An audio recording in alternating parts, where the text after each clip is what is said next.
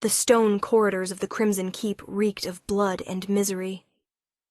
Alara pressed herself against the cold wall, her heart hammering as guards dragged another screaming servant past her hiding spot. "Please, I didn't mean to look at him, I swear." The guard's laugh was cruel. "Should have thought of that before you got assigned to the monster's wing." Alara waited until their footsteps faded before emerging from the shadows. At 24, she'd survived 3 years in this hellish fortress by being invisible, an Omega so low-ranked she barely registered as alive to the nobles who ruled here. But invisibility had its advantages. It meant she could slip through the keep unnoticed. It meant she heard things others didn't. Like the whispers about Cell 13. "They say he's 11 feet tall," the kitchen girls murmured. "They say he killed the last Alpha King with his bare hands. They say he's so dangerous they keep him chained in the dark. They say anyone who feeds him dies." Alara clutched the bundle of bread and dried meat she'd stolen from the kitchens. She shouldn't be here. Shouldn't be doing this. But she'd seen the feeding schedules. Cell 13 hadn't received food in 6 days. 6 days. Even monsters needed to eat. The corridor leading to the maximum security wing was lit by torches that cast dancing shadows on walls stained with old blood. Alara's worn boots made no sound on the stone floor, another benefit of being forgotten. Expensive shoes for servants who mattered. Silence for those who didn't. She almost missed it. The cell at the end of the hall, set apart from the others. Where the other cells had barred doors, this one was solid iron, reinforced with bands of silver. The metal gleamed with runes she couldn't read. Magic. They'd used magic to contain him. A small slot at the bottom of the door, barely large enough for a tray, was the only opening. Through it, she could hear breathing. Deep, labored, the sound of something suffering. Alara knelt, her hands shaking as she unwrapped the food. This was insane. Suicidal. The last servant who'd tried to feed the prisoner in Cell 13 had lost 3 fingers before the guards pulled him back. But Alara had learned something during her 3 years of invisibility. The truly powerless understood each other. She slid the tray through the slot and waited. For a long moment, nothing happened. Then, movement in the darkness. A shadow shifting. The scrape of chains dragging across stone. He was massive. Even crouched in the darkness of the cell, she could sense his size. Feel the weight of his presence pressing against the door like a physical force. The breathing stopped. "You should run, little Omega." His voice was a rumble that seemed to come from the earth itself, deep, ancient, edged with something that might have been concern. "They'll kill you for this." Alara's throat went dry. "You haven't eaten in 6 days." "I know." A pause. "How do you know?" I clean the duty logs when no one's watching." Another pause, longer this time. She could feel him studying her through the darkness, though she couldn't see his eyes. "What's your name?" "Alara." "Alara." He repeated it like he was tasting the word. "I'm Kale. I know who you are." Everyone knew. The Alpha King who'd been betrayed by his own court, imprisoned in his own fortress. "You killed King Aldrich." "Yes."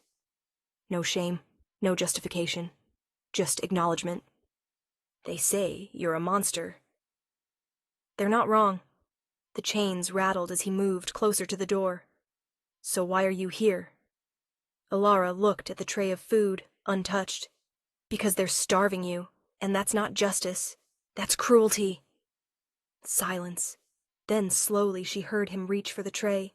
The sound of him eating was careful, controlled. Nothing like the savage feeding frenzy she'd been warned about. "You're not afraid of me," he said finally.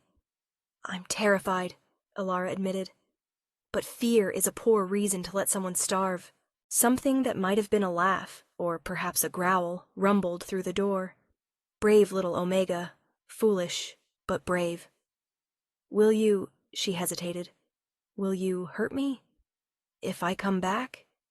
The silence stretched so long she thought he wouldn't answer. Then, no, I won't hurt you, Alara.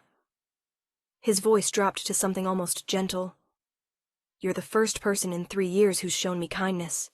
I won't repay that with violence. Relief flooded through her. Then I'll come back. Tomorrow. Don't. The word was sharp, urgent.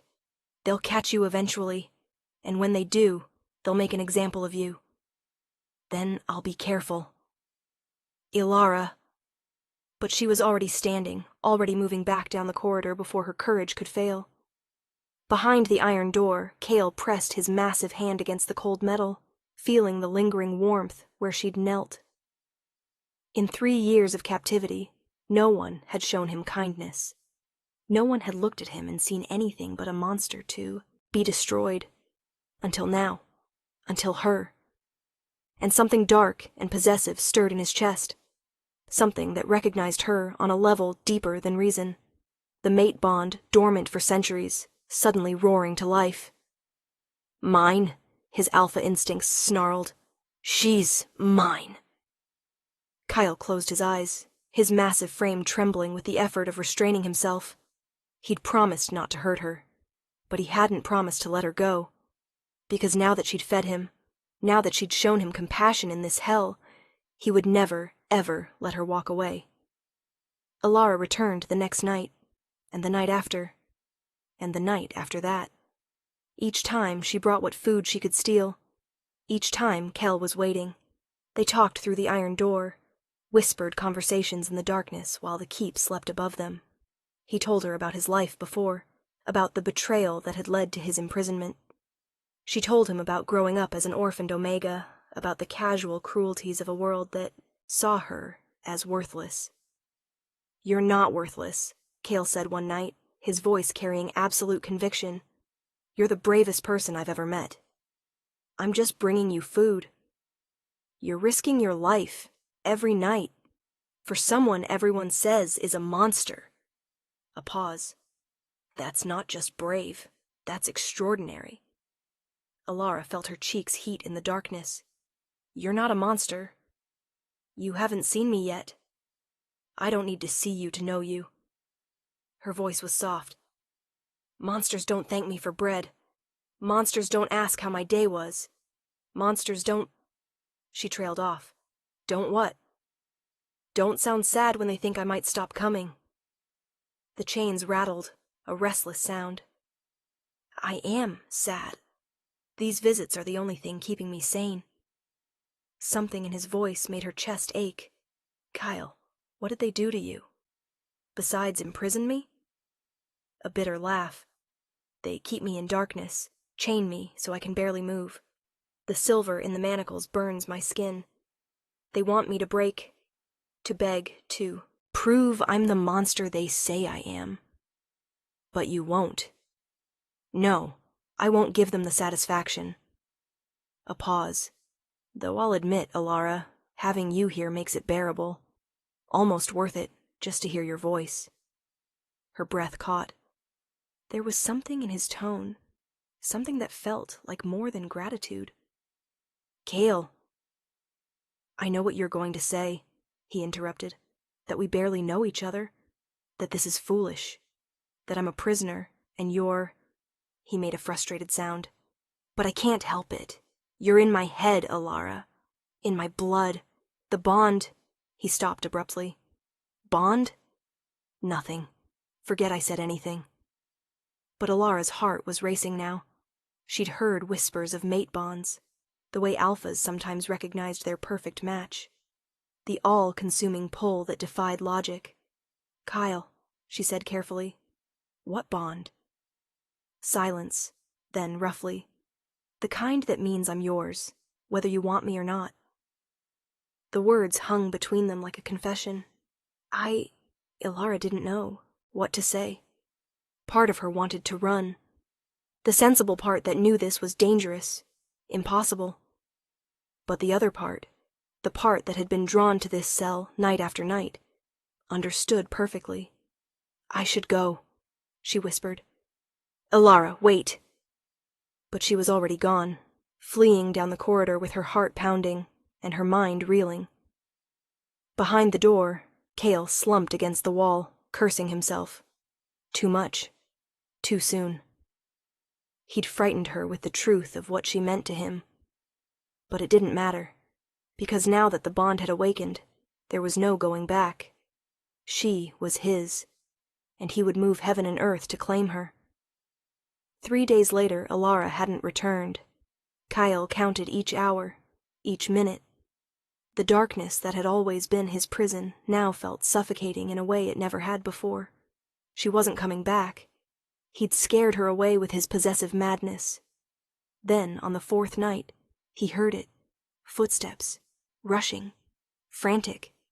The slot opened, and Elara's tear-stained face appeared. "Cale, they know. They know I've been feeding you."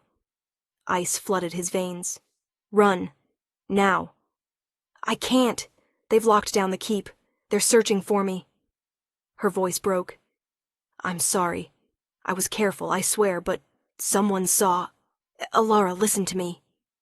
He pressed against the door, wishing he could touch her. "You have to hide. Go to the eastern cellars. There's a passage. There's no time. They're coming." She reached through the slot, her small hand trembling. I wanted to see you. One last time, even if I can't really see you." Cale's massive hand enveloped hers, the first real touch between them. Her skin was soft, warm, perfect. "No," he growled. "This isn't the last time. I won't let them hurt you. You're chained. You can't. I'm an Alpha King. Elara. These chains have held me because I let them." His voice dropped to something primal and fierce. "But if they threaten what's mine, nothing will hold me." "Cale!" Footsteps echoed down the corridor. Torchlight flickered. "Found her!" A guard's triumphant shout. Elara tried to pull her hand back, but Cale held on. "Whatever happens, remember this. You're mine, and I protect what's mine." Then he did what he'd been holding back for 3 years. He broke free. The sound was catastrophic, metal screaming as he tore through chains that had been forged to hold creatures 10 times human strength. The door, reinforced with magic and silver, buckled under the force of his rage. Guards appeared at the end of the corridor, weapons drawn. Behind them, nobles in fine clothes came to witness the execution of the foolish Omega, who'd fed the monster. But they stopped dead when the door exploded outward. Cale emerged from cell 13 like a nightmare given form. He was enormous, 11 feet of pure alpha dominance, with shoulders that blocked the corridor and hands that could crush skulls. His skin was marked with scars from the silver chains. His eyes burned like molten gold in the torchlight. He looked like every terrifying story they'd told about him, until his eyes found Elara. Then something in his expression gentled, just for a moment, before he turned that burning gaze on the guards. "Run," he said quietly. They did. All except one, a captain stupid enough to level his sword at Elara. Cale moved faster than something his size should be able to move. One moment he was across the corridor. The next, the captain was pinned against the wall, Cale's massive hand wrapped around his throat. "You pointed a weapon at my mate," Cale said, his voice death itself. "Give me one reason I shouldn't tear you apart." "Cale, please." Elara's voice cut through the rage. "Don't kill him. Don't prove them right." Cale's hand tightened, just for a second, before he hurled the captain down the corridor like a rag doll. Then he turned to Elara. She should have been terrified. Should have run like the others. Instead, she looked up at him, really looked at him for the first time, and felt her breath catch. He was terrifying, beautiful, utterly overwhelming, and looking at her like she was the only thing in the world that mattered. "You came back," she whispered. "Always." He knelt so they were closer to eye level, though he still towered over her. I told you. You're mine, Alara. Nothing will change that. Even if I'm just an Omega? Even if I'm nobody? You're not nobody. His hand, massive, scarred, deadly, cupped her face with devastating gentleness. You're everything. Then he kissed her. It wasn't gentle, wasn't soft. It was possession and desperation, and 3 years of starvation for connection condensed into a single moment. And Alara, sensible, invisible Alara, kissed him back. Because fate was cruel and mad and impossible. But it was also undeniable. 1 month later, the nobles who'd imprisoned Kael were dead or exiled. The corrupt court that had enabled Aldrich's tyranny was dismantled, and Alara stood in the throne room wearing a crown she'd never dreamed of touching, beside an Alpha King who looked at her like she'd hung the stars. You know they'll never truly accept me, she said quietly, as courtiers filed in for the coronation ceremony. An Omega Queen. Then they'll learn to live with disappointment. Kyle's hand found hers, still so much larger, still capable of crushing stone, but gentle as silk when it touched her. You fed me when I was starving. You saw me when I was invisible. You're my queen in every way that matters. I'm terrified I'll fail you. Impossible. He pulled her close, uncaring of the watching crowd. You already saved me. Everything else is just details. The coronation proceeded. Vows were spoken. Crowns were placed. And when Kael kissed his new queen before the assembled court, the message was clear. She had fed the monster. And the monster had chosen to keep her forever. The end. Where are you watching from? Drop your city in the comments. I love hearing from you. And if this story left you breathless, please subscribe for more tales of impossible love and unbreakable bonds.